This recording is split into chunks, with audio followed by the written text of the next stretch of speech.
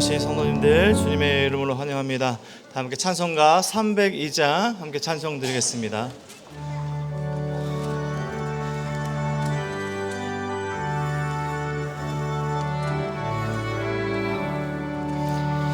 내 주 하나님 넓고 큰 은혜는 저 큰 바다보다 깊다.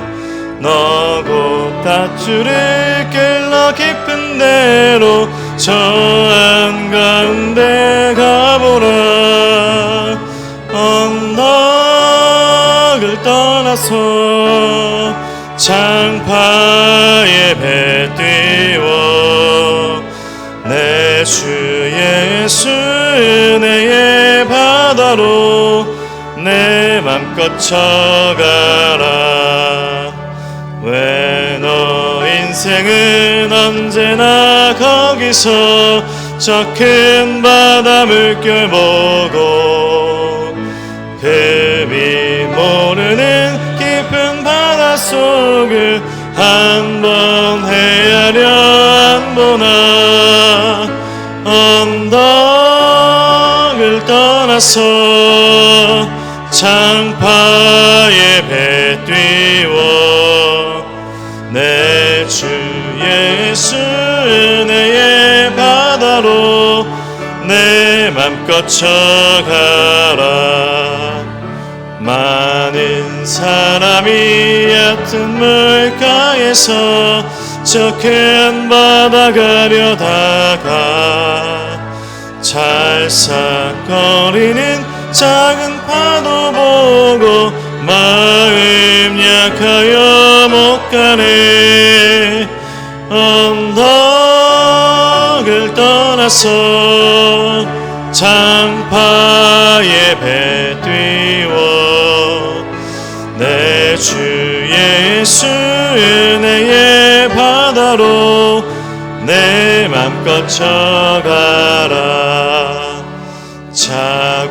자곡하거라 이제곡하거라 저 큰 은혜 바다 향해 자고 내노는 저 깊은 데로 가라. 망망한 바다로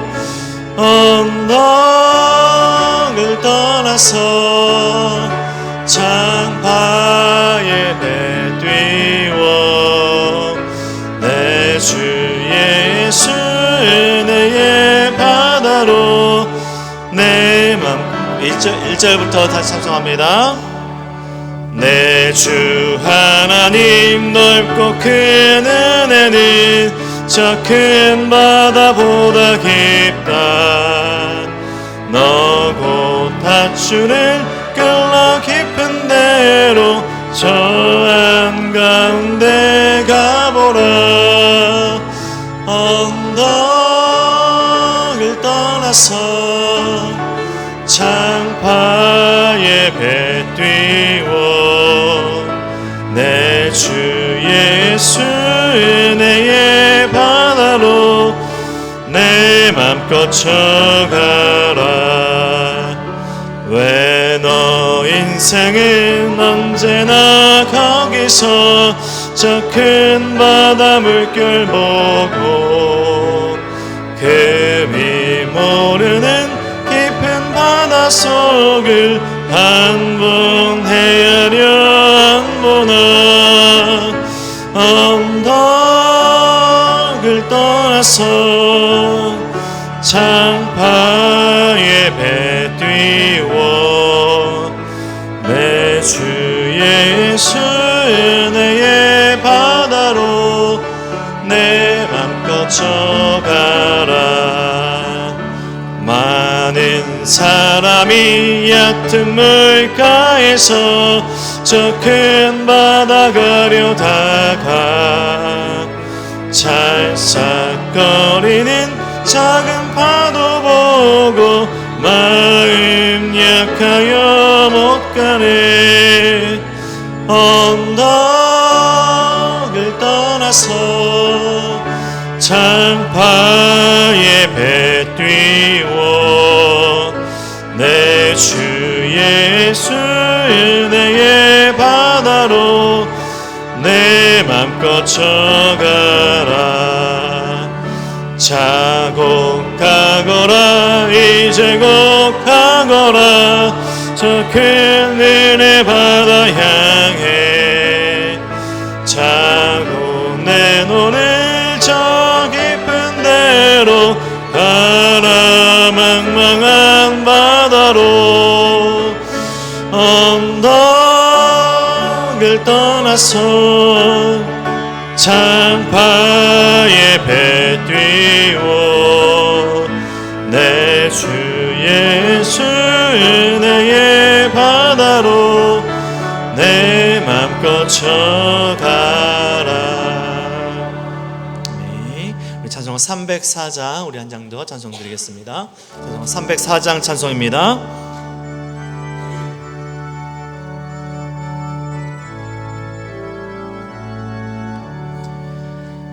그 크신 하나님의 사랑 말로 다 형용 못하네.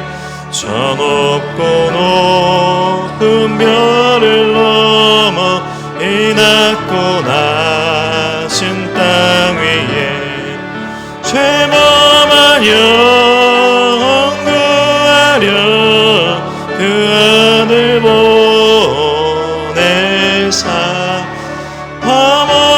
화목제물 삼으시고 죄 용서하셨네. 하나님 크신 사랑이 증량 다 못하네.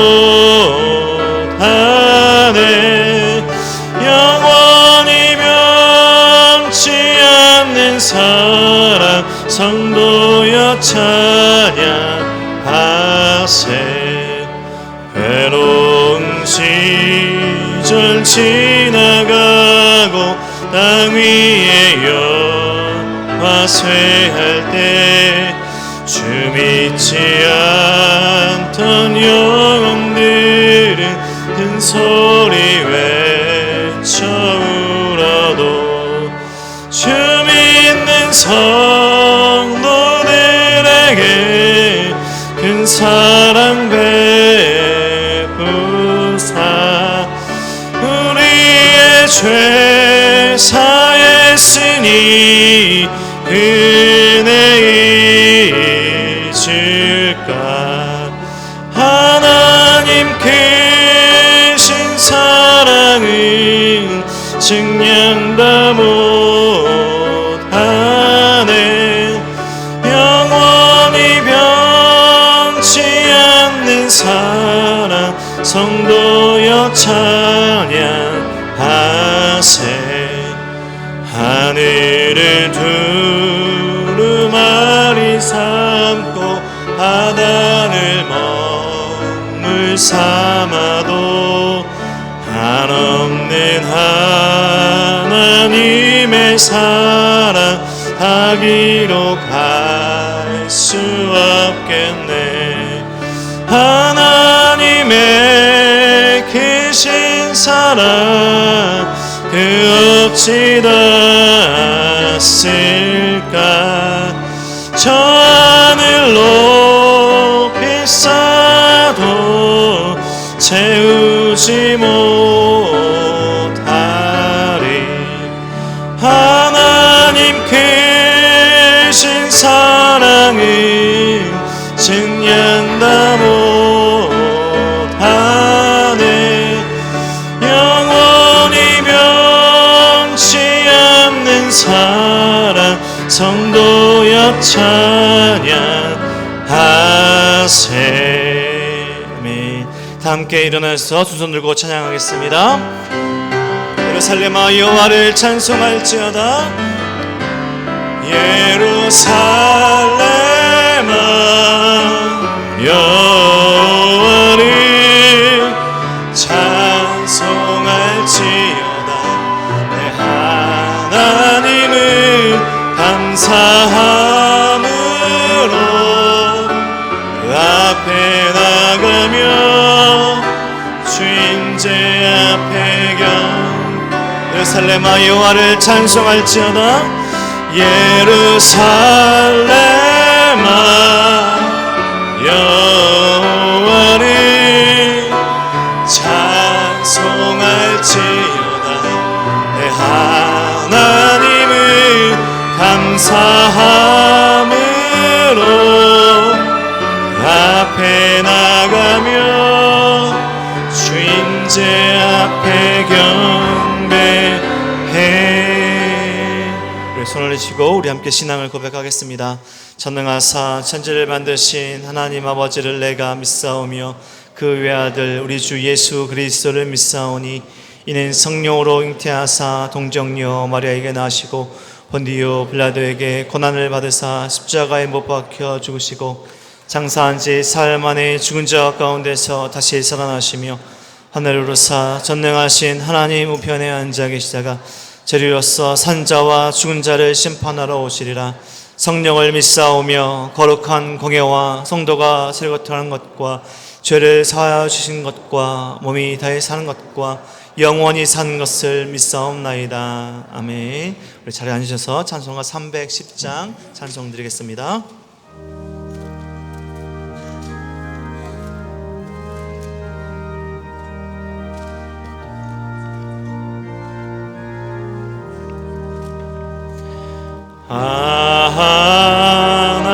하나님의 은혜로 있을 때 없는 자 왜 구속하여 주는지 난 알 수 없도다. 내가 믿고 또 의지함은 내 모든 형편 하시는 주님 늘 보호해 주실 것을 나는 확실히 아네. 왜 내게 굳센 믿음과 또 복음 주셔서 내 맘이 항상 편한지 난 알 수 없도다. 내가 믿고 또 의지함은 내 모든 형편 하시는 주님 늘 보호해 주실 것을 나는 확실히 아네. 왜 내게 성령 주셔서 내 마음 감동해 주 예수 믿게 하는지 난 알 수 없도다. 내가 믿고 또 의지함은 내 모든 형편 하시는 주님 늘 보호해 주실 것을 나는 확실히 아네. 주 언제 강림하실지 혹 밤에 옥낮에 또 주님 만날 그것도 난 알 수 없도다. 내가 믿고 또 의지함은 내 모든 형편 하시는 주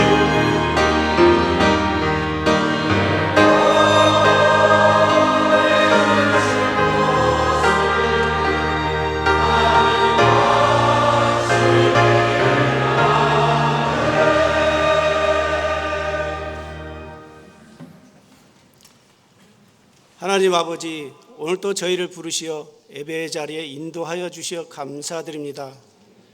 한 주 동안도 저희와 같이 하여 주시어 우리의 걸음을 인도해 주신 하나님 은혜에 감사를 드립니다. 저희가 이 시간 세상의 염려를 내려놓고 오직 하나님께 마음을 다하여 예배를 드릴 수 있도록 성령님께서 우리의 마음을 주장하여 주옵소서. 예배의 모든 순서마다 주님 홀로 영광 받아 주시옵소서. 오늘 우리가 드리는 찬양과 기도와 헌신이 하나님께 향기로운 예배가 되게 하시옵소서. 저희는 주님의 은혜를 받으면서도 감사보다 불평이 앞설 때가 많았고 믿음보다 염려가 앞설 때가 많았음을 고백합니다. 말과 생각과 행동으로 주님 뜻에 합당하지 못했던 모든 죄를 용서하여 주옵소서. 우리의 마음을 정결하게 하시고 이 예배를 통하여 다시 주님 앞에 새롭게 서게 하시옵소서. 주님, 올해 저희 교회가 분리 개척을 앞두고 있습니다. 새롭게 세워질 교회에 주님의 기름 부으심이 있게 하시고 온 공동체 가운데 성도들이 한 마음으로 기도하며 준비하게 하시옵소서. 필요한 일꾼을 붙여주시고 필요한 모든 환경을 열어주시어 도와주시옵소서. 가정의 주간을 맞이하여 주님, 오늘 저희 교회 교육국 모든 부서에서 준비한 온가족 페스티벌 축제가 주님 안의 공동체 가운데 특별한 추억이 있게 하시고 안전하게 잘 진행되게 도와주시옵소서. 특별히 믿지 않는 친구들의 발걸음을 인도하여 주시어 하나님을 알아가는 은혜가 임하게 하시옵소서. 세상의 불완전한 상황 속에서도 열방에 나가서 선교하고 있는 우리 선교사님들을 붙들어 주시고 그곳에서 주님의 빛이 퍼져나가게 하시고 필요한 것들을 채워 주시옵소서. 우리 교회가 앞으로 걸어갈 모든 길 위에 주님께서 친히 앞서가 주시며 우리의 작은 순종을 통하여 하나님의 큰 뜻이 이루어지게 하시옵소서. 이제 말씀을 전하시는 목사님께 성령의 능력을 더하여 주시어 날마다 강건케 하여 주시고 선포되는 말씀이 우리의 마음을 깨우고 회복시키어 순종의 자리로 이끌어 주시옵소서. 우리의 소망 되시며 교회의 머리 되시는 우리 주 예수 그리스도 이름으로 감사하며 기도드립니다. 아멘.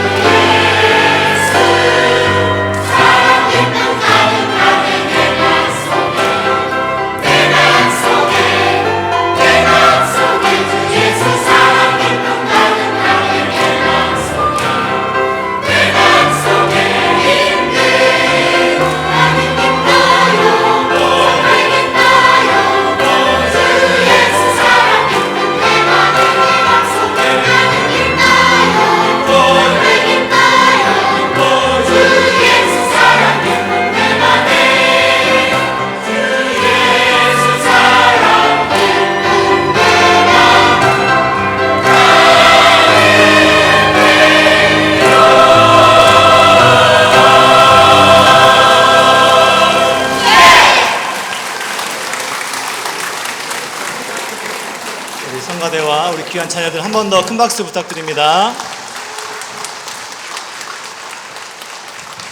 기도하겠습니다. 하나님 감사합니다. 우리 하나님 자녀 삼아 주시고 우리를 포기하지 않으시고 끝까지 사랑하여 주셔 감사합니다. 하나님, 특별히 우리 가정을 축복하신 하나님, 우리 가정 안에 귀한 자녀들이 세상의 빛과 소금으로 잘 살아갈 수 있도록 도와주시고 이 세상에 휩쓸리지 않고 믿음의 본을 보이며 믿음의 자녀들로 하나님께서 굳건히 세워 주시옵소서. 감사하며 찬양하는 일생을 살아갈 수 있도록 축복하여 주시옵소서. 이 시간 감사하며 드리는 헌금을 기쁘게 받아주시고 드린 손길들마다 하나님의 한없는 은혜와 사랑을 베풀어 주시고 하나님의 귀한 사역에 쓰일 수 있도록 축복하여 주시옵소서. 감사드리며 예수 그리스도 이름으로 기도드립니다. 아멘. 교육 소식 전해드리겠습니다. 5월 가정의 달을 맞이했습니다. 우리 성도님 가정에 행복한 소식들, 하나님의 은혜가 넘치는 가정 되시길 축복합니다. 2부 예배 나오신 성도님 주님으로 환영하고요. 특별히 은혜동산교회 처음 나오신 우리 사가족분들 환영합니다. 우리 사가족분들은 예배 마치시고 로비 쪽에 세가족실로 오시면 잘 안내드리도록 하겠습니다. 매일 성경 5월 6월호가 준비되었습니다. 정기구독 신청하신 우리 성도님들 비전 로비에서 마을과 성함 꼭 확인하시고 수령해 주시면 감사하겠습니다. 임직 감사 예배가 5월 16일 오후 3시 비전홀에서 있습니다. 장로 2분, 안수입사 15분, 시무권사 25분, 명예권사 9분, 총 51분의 임직자분들이 임직합니다. 우리 성도님들 많은 참석과 또 기도 부탁드립니다. 은혜동산교회 7번째 분립개척을 준비하고 있습니다. 함께 하실 분들 모집하고 있는데요. 주보에 나온 QR코드로 들어오시면 기도 제목과 분립개척에 관한 안내해 드리고 있습니다. 또 저에게 연락 주시면 잘 안내해 드리도록 하겠습니다. 많은 기도와 또 후원 부탁드립니다. 양육 2단계 모집합니다. 5월 12일부터 5월 10일 화요일부터 시작하는 일정입니다. 대상은 양육 1단계를 수료하신 성도님들이십니다. 오늘 신청 마감입니다. 이승복 목사님께 문의 주시면 감사하겠습니다. 양육 4단계 모집합니다. 5월 12일부터 12주간 일정이고요. 각 반 10명 모집하고 있습니다. 오늘이 신청 마감이고 다음 주에 오리엔테이션이 있습니다. 양육 3단계 수료하신 성도님 중에 지역장, 순장 추천받으신 성도님 대상입니다. 온가족 페스티벌이 오늘 12시 30분부터 있습니다. 우천 관계로 모든 부스들이 비전센터 1층과 시마을 4층 쉐마을에 준비되어 있습니다. 3부 예배 후에 오늘은 교육부서 선생님들, 교사들이 페스티벌 참여하시는 관계로 오늘 부서 예배가 마치면 꼭 부모님들께서 자녀들 데리고 페스티벌에 참여해 주시도록 광고가 부탁되어 있습니다. 페스티벌에 사용 가능한 쿠폰은 2층에서 로비 구입 가능하시고요. 우리 페스티벌에 성도님들 많은 참여 부탁드립니다. 화성오산 60기 아버지학교 지원자를 모집하고 있습니다. 6월 13일부터 5주간 일정입니다. 선착순 60명 모집합니다. 아버지학교 관련 문의는 정명재 장로님께 해주시기 바랍니다. 뜨개방 열린다락에서 오늘 2, 3부 예배 후에 작품 전시 및 판매를 하고 있습니다. 남영마을 13다락에서 선교 및 이웃돕기를 위한 떡을 판매하고 있습니다. 교인동정입니다. 열린마을 안종팔 피택 장로님 모친상 당하셨습니다. 새마을 노여옥 집사님 부친상 당하셨습니다. 주보에는 없는데요. 남영마을 박인종 집사님 조이풀 식물원 개업식이 5월 9일 오전 10시에 있습니다. 이번 주 다음 주 식당봉사 애단마을, 다음 주 청소봉사 향기마을입니다. 오늘 유아 세례가 있어서 목사님 나오셔서 유아 세례식 인도해 주겠습니다. 오늘 유아 세례 받는 어린이가 2명 있습니다. 요즘은 이제 유아 세례의 연령이 옛날에는 만 2세까지였는데 이제 만 6세까지로 연장이 되어서 오늘 우리 2명의 어린이가 유아 세례를 받게 되었습니다. 호명할 때 부모님과 함께 자리에 한번 일어나 주세요. 최건우 일어나세요. 예. 최연우. 네. 이제 어머님께 서약 질문 드릴 때 예라고 대답하시면 되겠습니다. 성도님은 이 자녀가 예수 그리스도의 피로 씻음 받음과 성령의 새롭게 하는 은혜를 받아야 할 것을 믿습니까? 성도님은 믿음으로 자신이 구원받은 것처럼 이 자녀들도 예수 그리스도를 신뢰함으로 구원받을 것을 믿습니까? 성도님은 지금 완전히 이 자녀를 하나님께 바치고 겸손한 마음으로 하나님의 은혜를 의지하며 친히 경건한 본을 보이기를 힘쓰며 교회의 법도를 가르치고 그리스도 안에서 믿음으로 양육하기로 서약하십니까? 네, 기도하겠습니다. 하나님 아버지, 온천하보다 귀한 생명 우리 건우와 연우가 오늘 유아 세례를 받게 되었습니다. 하나님께서 이 아이들을 친히 만나주시고 그들의 머리 위에 안수하여 주시고 놀란 하나님의 은혜와 평강으로 충만히 채워 주옵소서. 일평생 살아가는 동안 하나님과 동행하는 복된 삶 되게 하여 주시고 이 가정에 날마다 하나님께서 부어주신 은혜로 말미암아 작은 천국의 기쁨이 넘치게 하여 주옵소서. 감사하고 예수님의 이름으로 축복하며 기도하옵나이다. 아멘. 이제 앞으로 나오시기 바랍니다.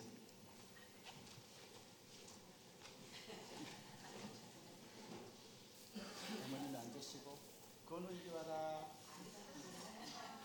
엄마 앞에 앉으세요. 자, 기도하겠어요. 손 모으시고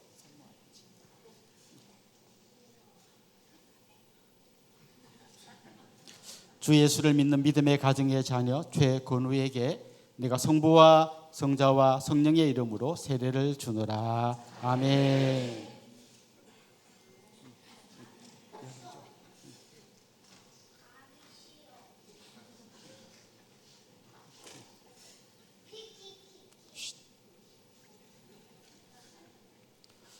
주 예수를 믿는 믿음의 가정의 자녀 최연우에게 내가 성부와 성자와 성령의 이름으로 세례를 주노라. 아멘.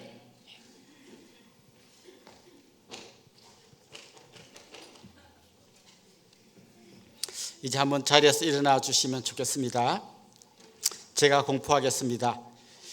최건우, 최연우, 오늘 이들이 하나님의 은혜로 세례를 받았으므로 이제 대한예수교 장로회 은혜의 동산교회 유아 세례 교인 된 것을 내가 성부와 성자와 성령의 이름으로 공포하노라. 아멘.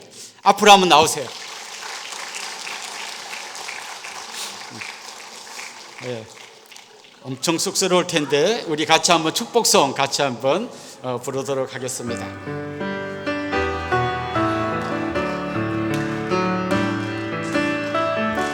당신은 하나님의 은약 안에 있는 축복의 통로 당신을 통하여서 열방이 주께 예배하게 되리.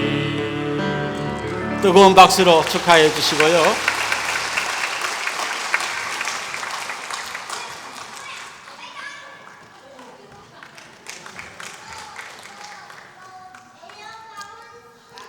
네. 우리가 처음 예배 드릴 때 출산 장려금으로 드리고 그때 기회를 놓친 분들은 유아 세례 때 이렇게 드리도록 합니다. 이제 우리 하나님의 말씀을 같이 한번 찾도록 하겠습니다. 구약성경 창세기 20장 1절부터 18절까지 봉독하도록 하겠습니다. 창세기 20장 말씀입니다. 저와 여러분이 한 절씩 교독하도록 하겠습니다. 아브라함이 거기서 네게브 땅으로 옮겨가 가데스와 술 사이 그랄에 거류하며 그 안에 사라를 자기 누이라 하였으므로 그랄 왕 아비멜렉이 사람을 보내어 사라를 데려갔더니 그 밤에 하나님이 아비멜렉에게 현몽하시고 그에게 이르시되 내가 데려간 이 여인으로 말미암아 내가 죽으리니 그는 남편이 있는 여자임이라. 아비멜렉이 그 여인을 가까이 하지 아니하였으므로 그가 대답하되 주여 주께서 의로운 백성도 멸하시나이까. 그가 나에게 이는데 누이라고 하지 아니하였나이까. 그 여인도 그는데 오라비라 하였사오니 나는 온전한 마음과 깨끗한 손으로 이렇게 하였나이다. 하나님 꿈에 또 그에게 이르시되 내가 온전한 마음으로 이렇게 한 줄을 나도 알았으므로 너를 막아 내게 범죄하지 아니하게 하였나니 여인에게 가까이 하지 못하게 함이 이 때문이니라. 이제 그 사람의 아내를 돌려보내라. 그는 선지자라. 그가 너를 위하여 기도하리니 내가 살려니와 내가 돌려보내지 아니하면 너와 내게 속한 자가 다 반드시 죽을 줄 알지니라. 아비멜렉이 그날 아침에 일찍 일어나 모든 종들을 불러 그 모든 일을 말하여 들려주니 그들이 심히 두려워하였더라. 아비멜렉이 아브라함을 불러서 그에게 이르되 내가 어찌하여 우리에게 이렇게 하느냐. 내가 무슨 죄를 내게 범하였기에 내가 나와 내 나라가 큰 죄에 빠질 뻔하게 하였느냐. 내가 합당하지 아니한 일을 내게 행하였도다 하고 아비멜렉이 또 아브라함에게 이르되 네가 무슨 뜻으로 이렇게 하였느냐? 아브라함이 이르되 이곳에서는 하나님을 두려워함이 없으니 내 안으로 말미암아 사람들이 나를 죽일까 생각하였으며 또 그는 정말로 나의 이복누이로서 되었습니다. 하나님이 나를 내 아버지의 집을 떠나 두루 다니게 하실 때에 내가 아내에게 말하기를 이후로 우리의 가는 곳마다 그대는 나를 그대의 오라비라 하라. 이것이 그대가 내게 베풀 은혜라 하였었노라. 아비멜렉이 양과 소와 종들을 이끌어 아브라함에게 주고 그의 아내 사라도 그에게 돌려보내고 아브라함에게 이르되 내 땅이 내 앞에 있으니 내가 보기에 좋은 대로 거주하라 하고 사라에게 이르되 내가 은 1000개를 내 오라비에게 주어서 그것으로 너와 함께한 여러 사람 앞에서 내 수치를 가리게 하였느니 내 일이 다 해결되었느니라. 아브라함이 하나님께 기도하며 하나님이 아비멜렉과 그의 아내와 여종을 치료하사 출산하게 하셨으니 여호와께서 닫으셔서 믿어라. 아멘. 그리스 신화 중에 시지프스의 이야기가 있습니다. 이 시지프스가 신들의 노여움을 사서 형벌을 받게 되는데요. 어떤 형벌을 받았나 하면 엄청나게 큰 바위를 굴려서 산 저 꼭대기까지 굴려가는 거, 이게 형벌이에요. 그래서 이 시지프스가 죽을 힘을 다해서 바위를 굴려서 산 꼭대기에 바위를 딱 올려놓는 순간 바위가 떼굴떼굴 굴러서 다시 저 밑으로 내려갑니다.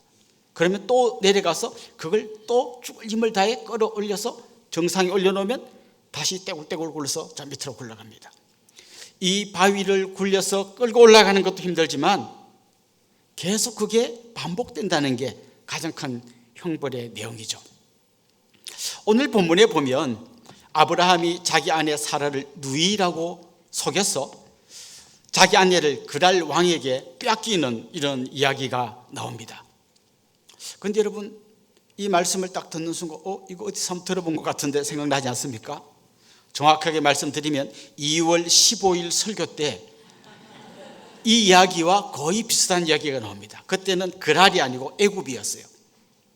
애굽에 아브라함이 기근을 펴서 내려갔다가 자기 아내가 너무 예쁘기 때문에 자기를 죽이고 이 사람을 뺏어갈지 모른다는 두려움 때문에 그가 자기 아내를 누이라고 속입니다. 그랬더니 남자가 없는 그냥 싱글인가 보다 하고 바로가, 애굽의 왕이던 바로가 자기 아내 사라를 빼앗아가서 큰 위기에 빠졌던 적이 있습니다. 그때 하나님께서 개입하셔서 겨우 이제 위기를 모면했던 거죠. 그런데 오늘 우리가 읽은 이 본문은 그때 애굽에서 일어난 이 사건 이후로 24년이 지난 때예요. 굉장히 오랜 시간이 지나간 때이죠. 그러면 지금 사라의 나이가 몇 살쯤 됐을 것 같습니까? 89세입니다. 정말 예쁜 여자가 사실 사는 게 얼마나 힘든지 몰라요. 이게 나이가 90이 다 돼 가는 동안도 또 자기 때문에 막 가정이 위기를 맞는, 그래서 평범한 우리들은 정말 감사하면서 살아야 합니다. 하나님께서 우리에게 얼마나 큰 은혜를 주신지 몰라요. 자, 그런데 진짜 문제의 뿌리는 아브라함에게 있어요. 아브라함은 애굽에서 거짓말했다가 탄로나가지고 큰 위기를 맞았잖아요. 그때 아마 아브라함은 내가 다시는 거짓말 안 해야겠다, 다시는 이런 어려움을 우리 가정에 오지 않게 해야겠다, 아마 결심하고 다짐하고 막 그냥 주먹을 불끈 쥐었을 겁니다. 그런데 놀랍게도 24년 만에 똑같은 거의 비슷한 상황에서 똑같은 문제를 만들어내고 맙니다. 열심히 바위돌을 굴려서 24년간 정상 가까이 온 줄 알았는데 그게 다시 떼굴떼굴 굴러서 다시 밑바닥 가운데 떨어져 버렸습니다. 아브라함이 왜 거짓말 했느냐? 오늘 그 그랄 왕이 물어봅니다. 너 왜 나한테 거짓말 했냐? 그랬더니 이 동네는 하나님을 두려워하는 게 없기 때문에 당신들이 분명히 나를 죽이고 내 아내를 빼앗아 갈 거, 그게 두려워서 내가 거짓말했습니다. 이렇게 대답합니다. 여러분 잘 보면요, 두려움의 본질이 뭔가를 오늘 본문을 잘 보면 우리가 알 수 있는데요. 여러분 두려움의 핵심이 뭔지 아십니까? 진짜 두려워할 한 분, 하나님을 두려워하지 않으면 딴 걸 두려워하게 되어 있습니다. 출애굽기 말씀에 보면 바로가 유대인들, 그 히브리 민족들 아이를 낳으면 다 죽이라 그럽니다. 그런데 히브리 산파들이 이 남자아이를 안 죽이고 살려둡니다. 왜 안 죽이고 살려뒀냐? 그 바로의 지엄한 명령이 있는데도 그들은 왜 바로의 명령을 두려워하지 않았느냐? 출애굽기 1장 17절에서 이렇게 말합니다. 그러나 산파들이 하나님을 두려워하여 애굽 왕의 명령을 어기고 남자 아기들을 살린지라. 진짜 두려워할 뿐 하나님을 두려워하니까 애굽 왕 바로가 두렵지 않았던 거예요. 그럼 아브라함의 문제는 뭘까요? 지금 왜 이 그랄 왕을 두려워할까요? 진짜 두려워할 한 분 하나님을 두려워하지 않으니까 그가 똑같은 잘못을 저지르게 되는 겁니다. 사실 지금 오늘 이 본문은 굉장히 정말 중요한 때에 일어난 사건이에요.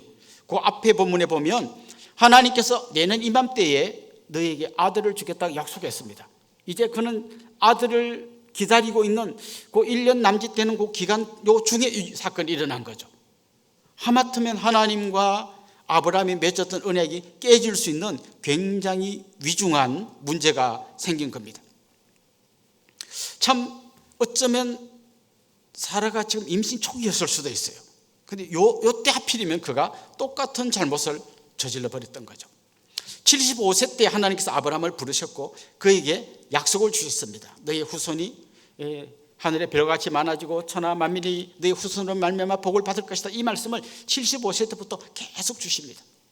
중간에 아브라함이 제 후계자는 다메섹 엘리에셀입니다. 그 사람 아니고 내 몸에서 난 아들이다. 또 이스마엘이 이게 내 후계자인가 보다. 그 사람이 아니고 사라에게서 난 아들이 너의 후계자다. 그래서 이 24년 동안 하나님께서 흔들리는 아브라함의 믿음을 다시 세워주시고 또 용기를 주시고 힘을 주셔서 그를 계속 이끌어오고 있는 겁니다. 이제 24년까지 왔습니다. 이제 조금만 더 지나면 자기 집에 아들이 태어날 바로 그때입니다. 그런데 그는 거기서 넘어졌습니다. 마라톤으로 말하자면요, 42.195km 굉장히 긴 구간이잖아요. 막 언덕을 넘고 힘들게 막 헉헉거리면서 겨우 와가지고 저 앞에 꼬린 지점이 보이는데 거기서 탁 넘어진 거예요. 아브라함의 형편이 딱 그렇습니다. 그는 다시 저 산 아래 바닥으로 굴러 떨어지고 있습니다. 그런데 사실 오늘 이 본문을 읽다 보면 솔직히 우리 이야기가 아닌가 생각이 듭니다. 내가 다시는 그런 죄를 반복하지 않을 거야. 나 다시 그런 짓을 안 할 거야. 결심하고 다짐하고 새해가 되면 막 벽에 써붙이고 내가 수없이 노력하고 몸부림치지만 결국 실패한 우리들의 이야기이기도 한 거죠. 엄마가 소리를 꽥 지를 때 아이가 막 무서워서 벌벌 떠는 거 보고 내가 뭔 짓을 한 거야. 다시는 소리를 안 질러야지 했는데 나도 모르게 또 꽥 소리가 나옵니다. 어떤 분들은 음란물을 보면서 다시는 이런 거 안 봐야지 막 그냥 컴퓨터 줄을 잘라버릴까 보다 하고 막 했는데 또 어느새 또 그 음란물 앞에 앉아있는 경우도 있죠. 옛날에 이런 얘기도 들어봤습니다. 노름해가지고 집을 다 팔아먹고 전답을 다 날려버린 그분이 다시는 노름 안 한다고 도끼로 자기 손가락을 잘라버렸는데 붕대를 감고 또 하고 있는 이야기를 들어본 적도 있습니다. 사실 이게 우리들의 실체입니다. 24년간 그러면 왜 아브라함은 유혹이 안 넘어가고 잘 왔다가 하필 이때 넘어졌냐?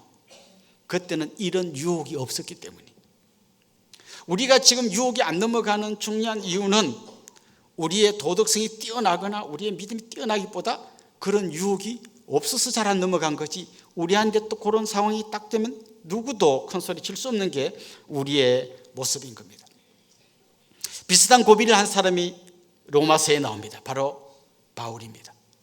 바울은 바리새인 중에 바리새인이었습니다. 바리새인들은 613개나 되는 율법의 조항들을 열심히 철저히 지키는 사람들이었는데요, 바울은 그런 고백을 한 적이 있습니다. 자기가 진짜 바리새인 중에 바리새인으로 살 때 613개의 율법을 하나도 안 어기고 다 지켰다. 율법의 의로는 흠이 없는 사람이었다고 고백합니다. 얼마나 철저히 지켰겠어요.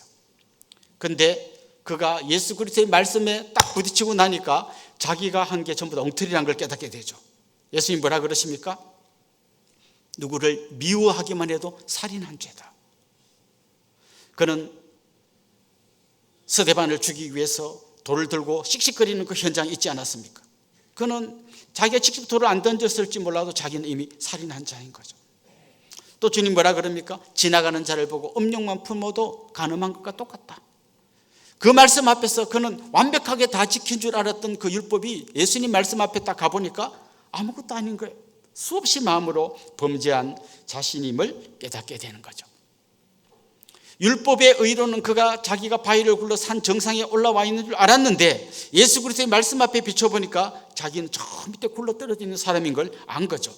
그래서 로마서 7장 21절부터 23절에 보면 이런 그의 탄식이 나옵니다. 그러므로 내가 한 법을 깨달았노니 곧 선을 행하기 원하는 나에게 악이 함께 있는 것이로다. 내 속사람으로는 하나님의 법을 즐거워하되 내 지체 속에서 한 다른 법이 내 마음의 법과 싸워 내 지체 속에 있는 죄의 법으로 나를 사로잡는 것을 보는도다. 내 안에서 두 마음이 싸우고 있다는 거예요. 한 마음은 내가 하나님 말씀을 따라 살려고 막 애쓰는 마음이고, 또 하나는 죄의 법이 있는 거예요. 계속해서 나를 무너지게 만드는 죄의 법이 내 속에서 싸우고 있는 거죠.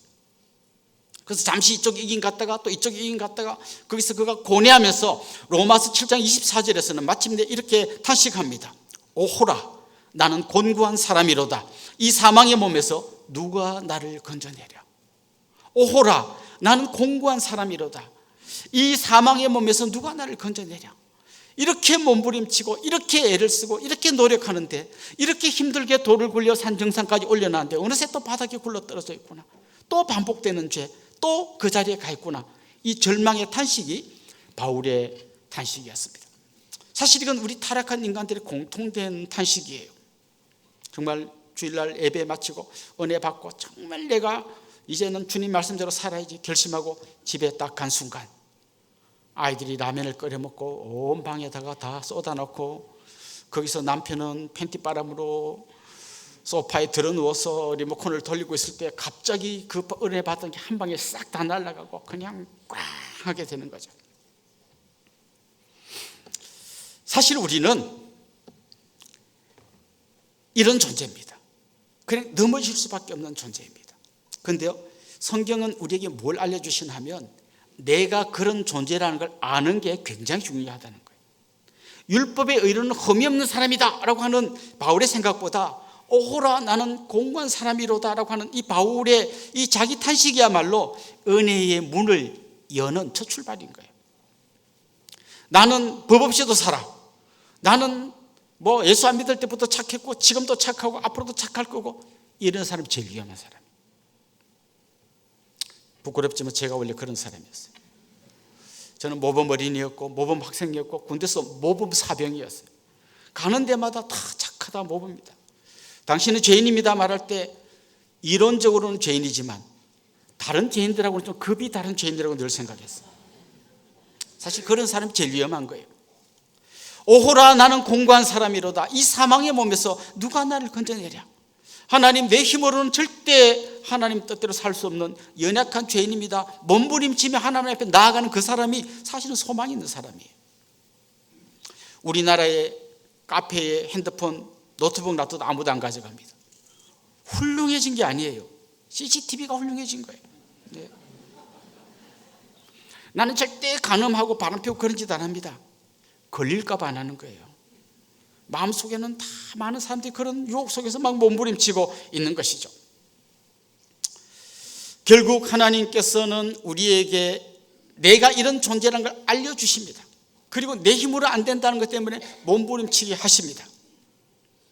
그게 바로 은혜의 문을 여는 첫 출발인 거죠. 오늘 본문을 한번 보십시오.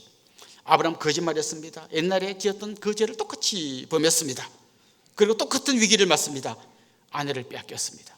이제 1년 후면 아들을 주겠다고 한 하나님의 언약을 자기가 다 엉망진창으로 만들어버린 거예요. 그런데 이 문제가 어떻게 해결됩니까? 하나님께서 개입하셔서 정말 억지로 해결시키십니다. 절대 언약을 깨트리지 않는 하나님께서 그와 언약이 깨지지 않도록 정말 적극적으로 개입해 주셨습니다. 그래서 아비멜렉의 꿈에 하나님이 등장하셨습니다. 그리고 너 왜 남의 아내를 빼앗았냐? 저는 그런 줄, 남의 아닌 줄 몰랐습니다. 저는 깨끗한 손이고 아주 정결한 마음인데 왜 저한테 문제를 제기하십니까? 빨리 이 사람 돌려보내줘라. 안 그러면 너 죽는다. 놀래가지고 사라를 돌려보내줌으로써 이 문제가 해결됩니다. 하나님께서 적극적으로 개입 안 했다면 그냥 이 약속은 깨지는 거예요. 하나님과 우리 사이에 맺은 언약이 있어요. 그런데 만약에 이게 우리 쪽에서 뭔가를 함으로써 지켜지는 언약이면 이 언약은 절대 이루어지기 어렵습니다. 예를 들면 하나님께서 너 아들을 줄 건데 너 하는 거 봐가면서 줄게. 정말 열심히 잘하면 줄게. 그럼 아브라함 진짜 아들 얻을 수 없습니다. 아무리 열심히 해도 또 넘어지잖아요. 이런 아브라함에게 언약을 이룰 수 있는 뭔가를 열쇠를 맡긴다면 절대 이 언약은 이루어지지 않습니다. 그래서 하나님께서 이 열쇠를 쥐고 계시는 겁니다. 우리의 연약함에도 불구하고 우리의 부족함에도 불구하고 우리가 넘어짐에도 불구하고 하나님께서 끝까지 이 언약을 지켜내시는 겁니다. 오늘 본문이 바로 그것을 우리에게 보여주십니다. 하나님은 우리가 위기에 빠졌을 때 적극적으로 개입하십니다. 하나님께서 우리 인생 가운데 가장 적극적으로 개입한 가장 특별한 사례가 있다면 그게 바로 자기 독생자 예수 그리스도를 보내주신 것일 겁니다. 우리 힘으로는 이 죄의 굴레를 벗어날 수 없는데 하나님께서 도저히 우리 힘으로 할 수 없다는 것을 아시기에 하나님의 아들 예수 그리스도를 보내주시고 그분을 믿을 때에 우리를 겹겹이 에워싸고 있는 이 죄의 굴레가 벗겨지고 우리가 마침내 죄에서 자유를 얻게 되는 것입니다. 그런데 하나님의 일하심을 잘 보면요, 여기서 끝나지 않아요. 왜 우리가 계속해서 넘어지나 하면, 왜 죄 가운데 계속 빠지나 하면 우리의 연약함, 타락한 본성이 있지만 그 뒤에서 계속해서 우리를 죄 가운데로 몰아넣는 한 존재가 있습니다. 그게 바로 마귀예요. 마귀는 계속 우리 마음속에 부채질을 합니다. 계속 요만한 불씨라도 생기면 부채질을 해서 그 불이 커지게 만듭니다. 그래서 하나님께서는 예수 그리스도를 보내셔서 이 죄의 뿌리가 되는 마귀의 이 공격을 근본적으로 봉쇄할 길을 열어주셨습니다. 그게 뭔가 하면 바로 예수 그리스도의 부활입니다.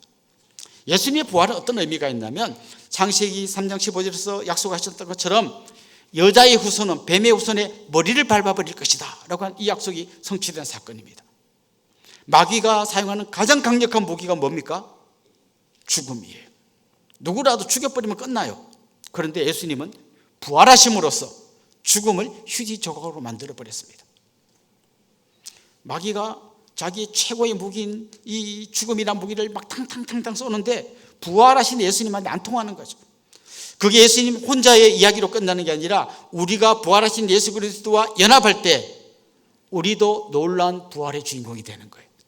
다시 말하면 예수님께서 마귀의 머리를 밟아버리신 이 사건이 우리가 예수님과 연합되는 순간 우리도 마귀를 이길 수 있는 존재가 되는 거예요. 우리 힘으로는 불가능하지만 우리는 끊임없이 넘어지고 또다시 바위가 산 밑으로 굴러가는 것을 반복하지만 예수 그리스도의 손을 붙잡는 순간, 그분과 우리가 하나가 되는 순간 우리는 주님의 승리를 나의 것으로 같이 경험할 수 있는 존재가 된다는 것입니다. 특별히 예수님은 우리가 이 마귀와 대항하고 죄와 대항해서 싸워 이길 수 있도록 우리에게 성령님을 보내주셨어요. 그래서 로마서 8장 13절에 보면 이런 말씀이 나옵니다. 영으로서 몸의 행실을 죽이면 살리니, 영으로서, 성령으로서 성령의 능력을 힘입어서 이 몸의 행실, 내 속에서 끊임없이 떠오르는 악한 생각과 몸으로 저지르는 이 범죄를 죽이면 우리는 승리하고 살아날 수 있다는 것이 바로 로마서 8장의 약속인 것입니다. 그렇습니다. 이제 우리는 우리 안에 예수 그리스도를 모시고 우리 안에서 일하신 성령님으로 우리 마음이 충만해져야 합니다.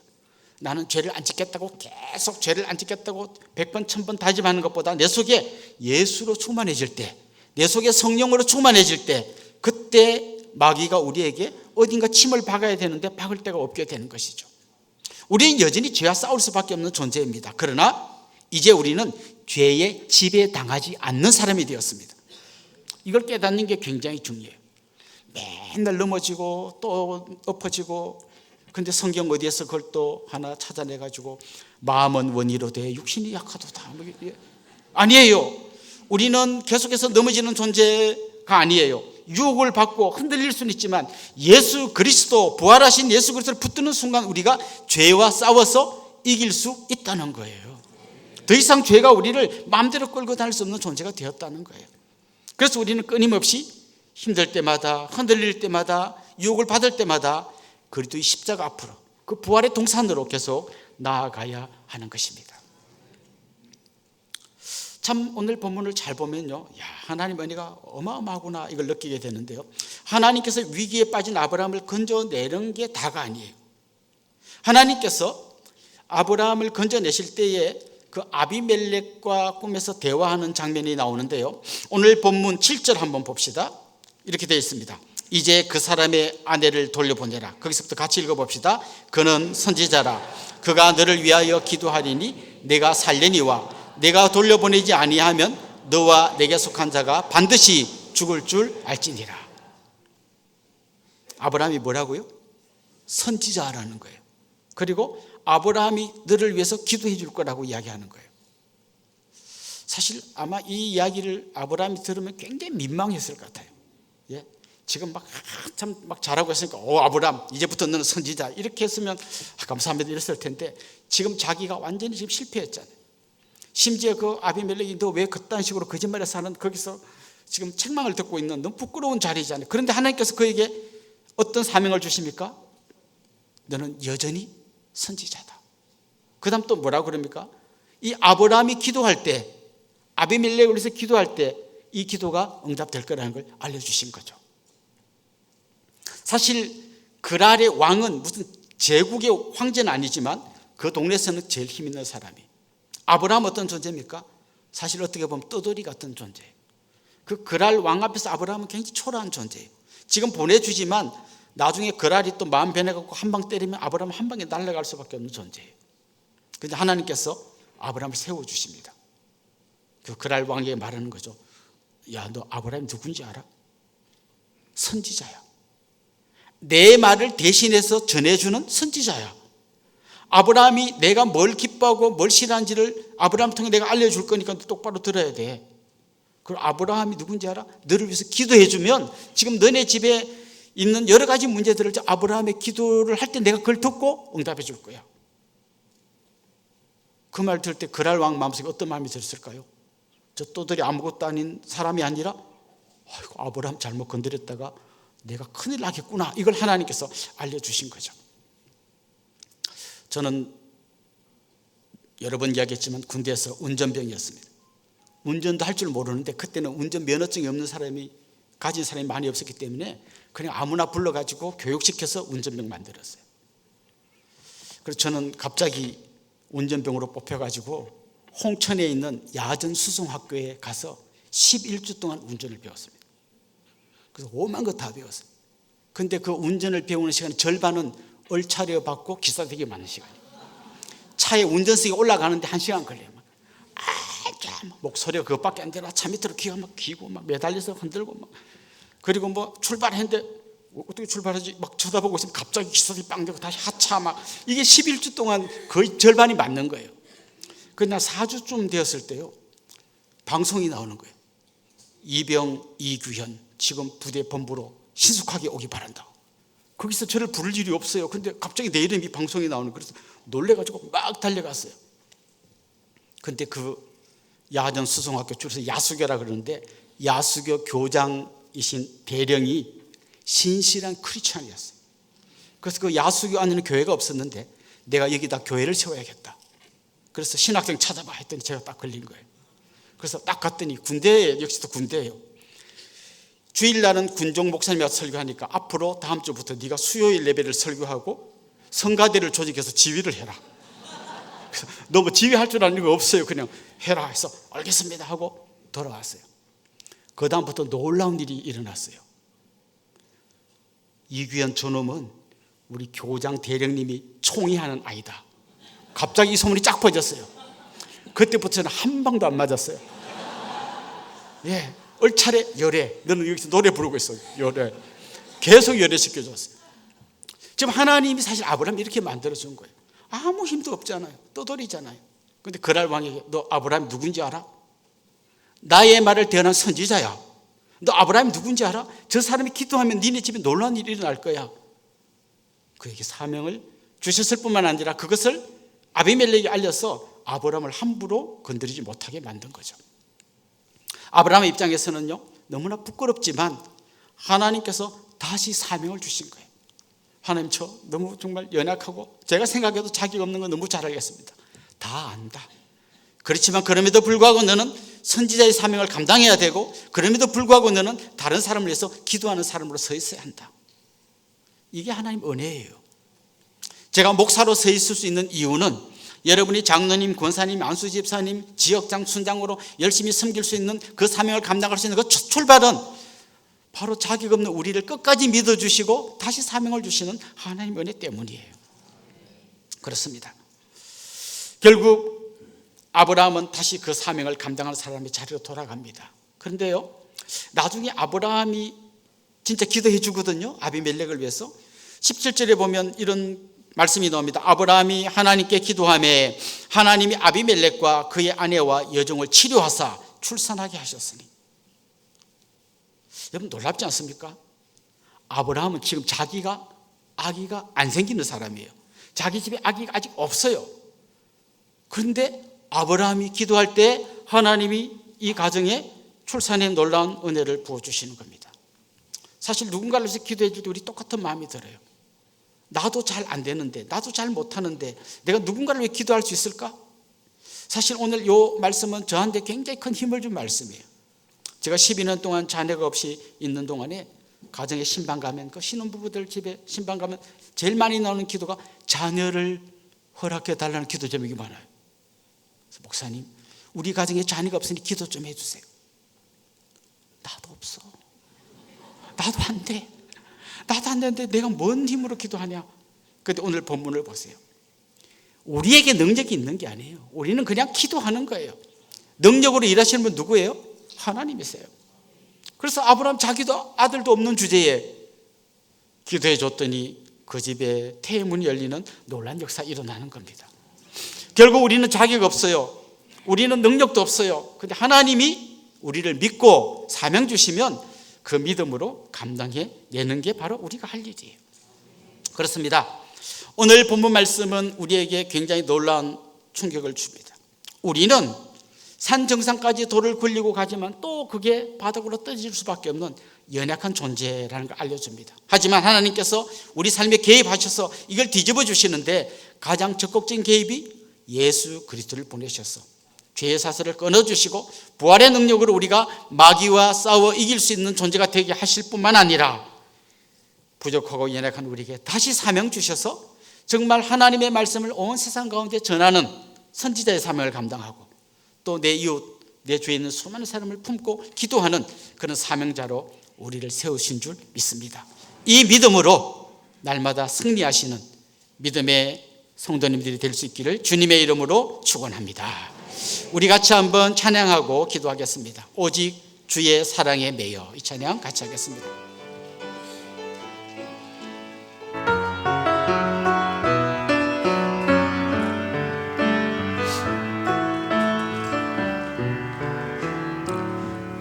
오직 주의 사랑에 매여 기뻐 노래합니다. 이 소망의 언덕 기쁨의 땅에서 주께 사랑 드립니다. 오직 주의 임재 안에 갇혀 오직 주의 임재 안에 갇혀 내 영 기뻐 찬양합니다. 이 소명의 언덕 거룩한 땅에서 주께 경배드립니다. 주께서 주신 모든 은혜 나는 말할 수 없네. 내 영혼 즐거이 주 따르렵니다. 주께 상드립니다. 주께서 주신 모든 은혜 주께서 주신 모든 은혜 나는 말할 수 없네. 내 영혼 즐거이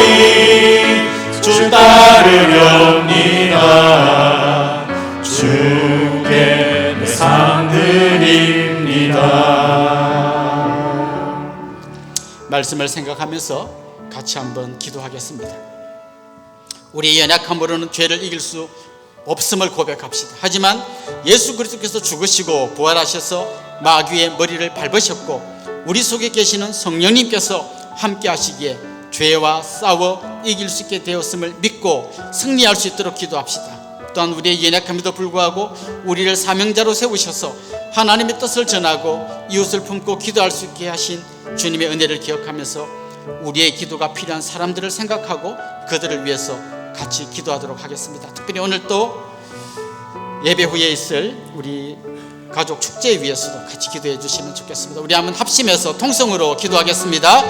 살아계신 우리 하나님 아버지, 우리의 연약함과 부족함을 주신 우리가 아무리 몸으로 치고 애를 쓰고 다시 큰 바위가 바닥으로 우리의 소원을 그러나 주님, 우리의 연약함에도 불구하고 우리가 죄와 싸워 이길 수 있는 것은 우리 가운데 세를 향하신 예수 그리스도의 놀라운 은혜가 있기 때문임을 믿습니다.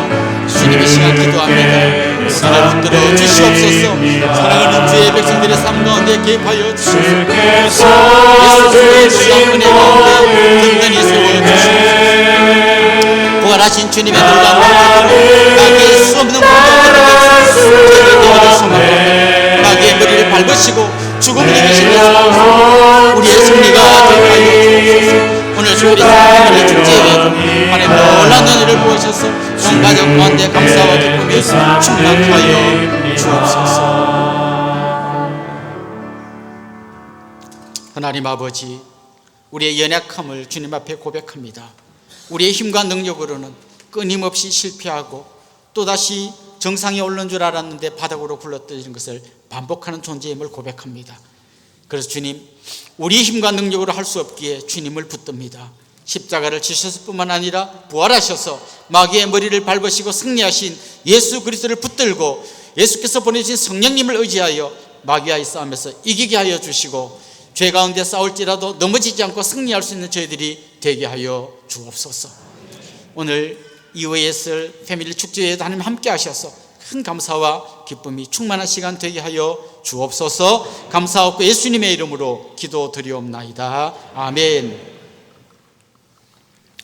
이제 잠깐 저를 주목해 주시면 좋겠습니다. 같이 좀 축하하고 축복하면 좋겠는데요. 지난주가 생일이었던 분 한번 손 들어볼까요? 지난주가 생일이었습니다. 오늘 생일입니다. 이런 분 한번 손 들어보시죠. 한번 일어나시죠, 자리에서. 네, 우리 장로님, 집사님, 집사님 여러분이 계시네요. 지난주가 또 결혼 기념일이셨던 분, 그런 분도 한번 같이 한번 일어나 보실까요? 예, 저 뒤에 우리 안내 쓰시는 우리 권사님 생신이었던 결혼 기념일이었던 것 같습니다. 또요, 우리 목사님도 결혼 기념일 뒤에도 계십니다. 혹시 오늘 우리 교회 처음 오신 분, 또 등록하기를 원하는 분, 그런 분도 한번 같이 오신 분과 함께 용기 내서 한번 손 들어볼까요? 네, 감사합니다. 우리 이분들 주님의 이름으로 환영하고 또 축복하도록 하겠습니다. 아주 먼 옛날.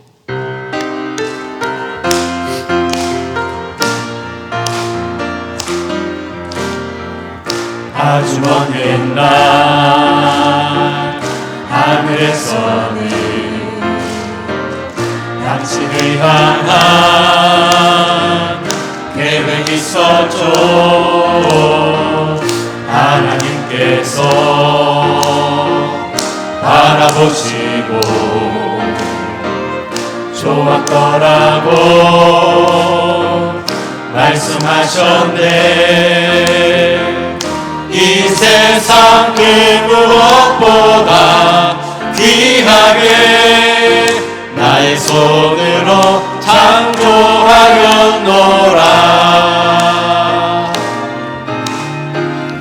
내가 너로 인하여 기뻐하노라.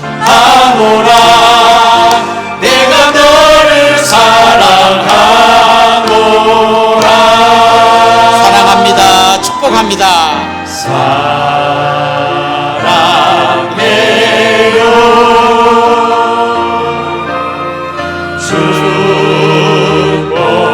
축복해요.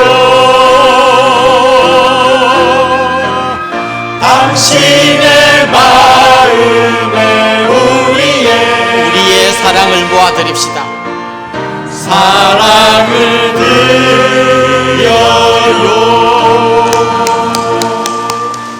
사랑합니다. 축복합니다. 우리 옆에 있는 분들, 앞뒤 분들과 다 인사합시다. 주님의 이름으로 사랑하고 축복합니다. 예.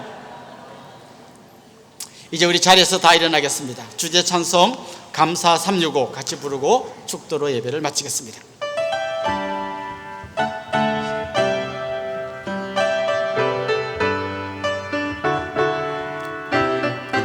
오늘 우리를 이곳에 두신 특별한 하나님 계획 함께 하심에 그 무엇도 감사로 고백해요. 지금 이곳에 함께한 우리 소중한 하나님을 해 매일의 감사 가득 담아 큰 소리로 선포해요. 여호와께 감사하라. 그는 선하시며 인자하심이 영원하도다. 오고 가는 모든 시간에 감사로 찬양하리라. 여호와께 감사하라. 그는 선하시며 인자하심이 영원하도다. 오고 가는 모든 시간에 감사로 찬양하리라. 우리 주 예수 그리스도의 은혜와 하나님 우리 아버지의 극진하신 사랑과 성령님의 감화, 감동, 위로, 교통, 충만하심이 사랑하는 주님의 백성들과 그 가정 위에 이제로부터 영원토록 함께 있을지어다. 아멘.